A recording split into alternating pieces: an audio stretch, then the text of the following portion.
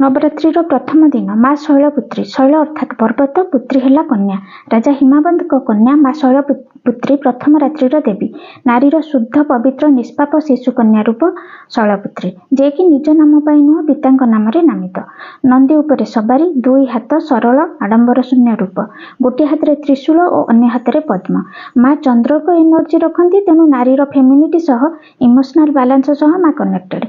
चक्र हिसाब से मूलाधार चक्र अवस्थित, तेणु स्टाबिलिटी और नुआ किसी आरंभ पाई माँ को पूजा निहाती आवश्यक। माँ को पसंद रंग हलदी, हलदी प्रति शुभ कार्य लगी थाए, तेणु से दिन हलदी कि धला पोशाक पिंधा भल।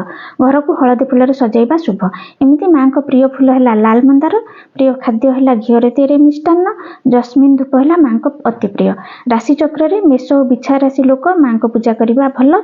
मेष राशि धन ऐश्वर्य और संतान प्राप्ति माँ को शरण जावा आवश्यक।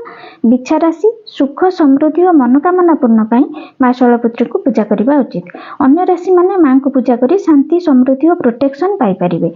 माँ को मुख्य मंत्र है ओम देवी शैलपुत्री नमः। बीज मंत्र है ह्रीं शिवाय नमः। गोटे घी दीप जाली 108 थर ए मंत्र जप कले मेंटल पीस, धन संपत्ति और सब प्रकार स्पिरिचुअल उन्नति हेब।